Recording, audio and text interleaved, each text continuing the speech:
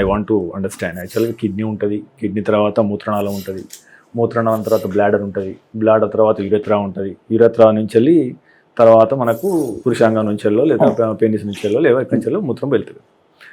సాధారణంగా ఇప్పుడు అంటే నేను అండర్స్టాండ్ చేసుకున్నది before I spoke with several యూరాలజిస్టులు, వాళ్ళు చెప్పింది ఏంటంటే మహిళల్లో యూరినరీ ట్రాక్ ఇన్ఫెక్షన్స్ ఎక్కువ.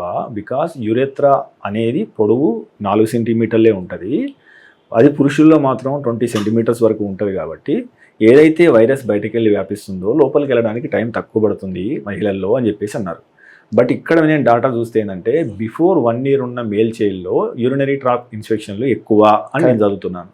సో ఈ కాంట్రడిక్షన్ ఎందుకు వచ్చింది, దీని గురించి వివరిస్తారా? వెరీ ఇంట్రెస్టింగ్ క్వశ్చన్ ఇది. యూరాలజిస్టులు అడల్ట్స్లో చెప్పింది కరెక్టే. మహిళలు షార్ట్ ఇది కాబట్టి యూరిత్రా కాబట్టి బ్యాక్టీరియా తొందరగా వెళ్ళిపోతాయి పైకి. కాకపోతే అవి మోస్ట్లీ బ్లాడర్ ఇన్ఫెక్షన్స్. ఇక్కడ మనం పిల్లల్లో లెస్ దెన్ 1 year మగ పిల్లల్లో యూరిన్ ఇన్ఫెక్షన్స్ కామన్ అనుకునేవి కిడ్నీ ఇన్ఫెక్షన్స్. ఇవి బ్లాడర్ ఇన్ఫెక్షన్స్ కావు, ఇవి కిడ్నీ ఇన్ఫెక్షన్స్. సో జనరల్గా చిన్న పిల్లల్లో వచ్చే యూరినరీ ఇన్ఫెక్షన్స్ని 2 రకాలుగా విభజిస్తాం. చాలా సింపుల్. యూరినరీ ఇన్ఫెక్షన్ అంటే యూటీఐ అంటాం, urinary tract infection. So UTI with fever 1 category, UTI without fever is the 2nd category. Fever అనేది ఎందుకు అంత ఇంపార్టెంట్ అంటే కిడ్నీ ఇన్ఫెక్షన్ వస్తేనే ఫీవర్ వస్తుంది. ఇప్పుడు యూటీఐ యూరినరీ ట్రాక్ట్ ఇన్ఫెక్షన్ అంటే it can affect the kidney, it can affect the bladder also. 2 types. Yes.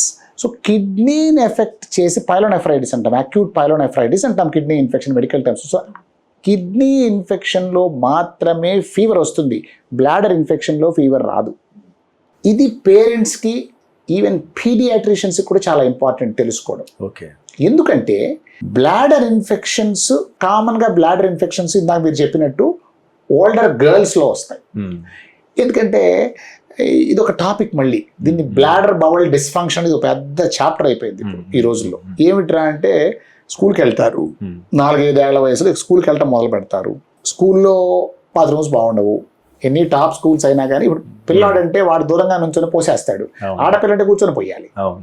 పాపం వాళ్ళకి బాత్రూమ్ బాగుండకపోతే వెళ్ళరు. అందులో చాలా మంది మన ఇళ్ళల్లో పిల్లలు దే ఆర్ కొంచెం క్లీన్లీనెస్కి బాగా అలవాటు పడి ఉంటారు. ఇక వాళ్ళు క్లీన్ లేకపోతే వెళ్ళరు. మా అమ్మాయి వెళ్ళేది, అది I face this problem my self. మన స్కూల్ చూసినప్పుడు గ్రౌండ్స్ అవన్నీ చూస్తాం కానీ బాత్రూమ్ చూడలేం. కరెక్ట్. ఇంకోటి ఏంటంటే బాత్రూమ్ పొద్దున్నే క్లీన్ చేసినా కానీ ఇద్దరు వెళ్ళగానే మళ్ళీ వాసన మళ్ళీ మొదలవుతుంది కదా. సో అది ప్రాబ్లం ఏమవుతుందంటే వాళ్ళు యూరిన్ ఆపుకోవడము, అంటే ఆడపిల్లలు చెప్తున్నా, యూరిన్ ఆపుకోవడము, అమ్మో యూరిన్ వస్తుందనే భయంతో వాటర్ తాకపోవడము, దీనికి తోడు కాన్స్టిపేషన్, మోషన్ ఫ్రీగా అవ్వకపోవడం. అది కూడా చిన్నపిల్లల్లో బ్లాడర్ ఇన్ఫెక్షన్స్ రావడానికి రిస్క్ ఫ్యాక్టర్. ఓకే. వీటి కారణాల వల్ల ఓల్డర్ చిల్డ్రన్లో ఎస్పెషలీ గర్ల్స్లో బ్లాడర్ ఇన్ఫెక్షన్స్ కామన్. ఓకే. దాంట్లో ఫీవర్ రాదు, దాంట్లో ఏమవుతుందంటే యూరిన్ మంట, యూరిన్లో బ్లడ్ రావచ్చు, లేదా యూరిన్ ఫ్రీక్వెంట్గా అవడం, ప్రతి 10 నిమిషాలకి పరిగెత్తడం, ఫ్రీక్వెన్సీ అంటాం. అర్జెన్సీ అంటాం, అంటే ఆపుకోలేకుండా పరిగెత్తడం, లేదా చుక్క పడ్డం. ఇవి they are symptoms of a bladder infection. And as you rightly said they are more common in older children, especially girls. Whereas బాయ్స్లో మనము if you take the boys, especially less than 1 year వచ్చే infections, they are kidney infections. So they come with fever. And ఎప్పుడైతే ఒక పిల్లవాడికి కానీ even ఆడపిల్లలకు కూడా fever తోటి యూరినరీ ఇన్ఫెక్షన్ వచ్చిందో, మళ్ళీ ఇంకొక ఇంట్రెస్టింగ్ ఫ్యాక్ట్ చెప్తున్నాను. కిడ్నీ ఇన్ఫెక్షన్లో వాళ్ళకి అసలు యూరినరీ సిమ్టమ్సే ఉండకపోవచ్చు. They can present only with fever. Fever వస్తే వాళ్ళు ఏదో పారాసిటమాల్ ఇస్తారు డాక్టర్, రాకపోతే మళ్ళీ ఏదో ఇస్తారు యాంటీబయాటిక్ అంటాడు. మేము చెప్పే పీడియాట్రిషియన్స్కి కూడా, మా కొలీగ్స్ పనిచేసే వాళ్ళకి అందరికీ మేము చెప్పేది ఏంటంటే, చిన్నపిల్లల్లో ఫీవర్ వచ్చినప్పుడు, హై గ్రేడ్ ఫీవర్తో పిల్ల లేదా పిల్లవాడు వచ్చినప్పుడు ఒక సింపుల్ యూరిన్ టెస్ట్ చేయండి. కల్చర్ చేయక్కర్లేదు, కంప్లీట్ యూరిన్ ఎగ్జామినేషన్ అంటారు, CUE. గంటలో రిపోర్ట్ వస్తుంది, ఎక్కువ టైం పట్టదు. CUEలో ఇది యూరిన్ ఇన్ఫెక్షనా కాదా తెలిసిపోతుంది. ఓకే. మళ్ళీ చెప్తున్నాను, కిడ్నీ ఇన్ఫెక్షన్లో హై గ్రేడ్ ఫీవర్ మాత్రమే వచ్చి వాళ్ళకి అసలు మనం ముందు చెప్పుకున్న బ్లాడర్ ఇన్ఫెక్షన్ తాలూకు యూరినరీ సిమ్టమ్స్ అస్సలు ఉండకపోవచ్చు. మంట కానీ, ఫ్రీక్వెన్సీ కానీ, అర్జెన్సీ కానీ ఉండకపోవచ్చు. కేవలం పిల్లలు హై గ్రేడ్ ఫీవర్తో వస్తారు. ఇంకా చిన్నపిల్లలు 3 నెలలు 4 నెలలు పిల్లలు అయితే వామిటింగ్స్, లూజ్ మోషన్స్తో వస్తారు. Fever, vomitings, loose motions. మనం ఏమనుకుంటాము? ఏదో తినరు ఇంటెస్టైనల్ ఇన్ఫెక్షన్ అనుకుంటాము. అవునా? వాడి కిడ్నీ ఇన్ఫెక్షన్ ఉంటుంది.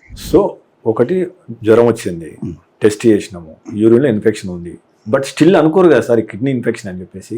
అనుకుంటారా? అనుకోవాలి. అదే చెప్తున్నాను.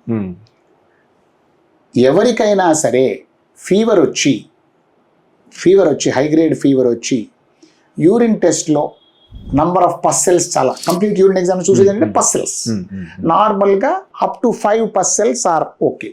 ఎవరికైనా, మనకైనా ఉండొచ్చు ఎప్పుడైనా. మేము యాక్చువల్గా 10 దాకా కూడా ఓకే తీసుకుంటాం.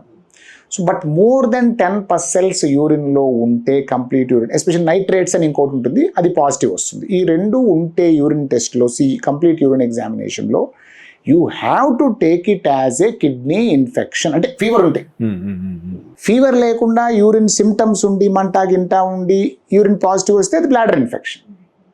ఫీవర్ తోటి ఇంకే సిమ్టమ్స్ లేకుండా కేవలం ఫీవర్ ఉండి యూరిన్ పాజిటివ్ వస్తే అది కిడ్నీ ఇన్ఫెక్షన్, ఫినిష్డ్. దీనిలో పెద్ద డిస్కషన్కి అవసరం లేదు. మళ్ళీ we have to act very fast. Immediately you should start on antibiotic.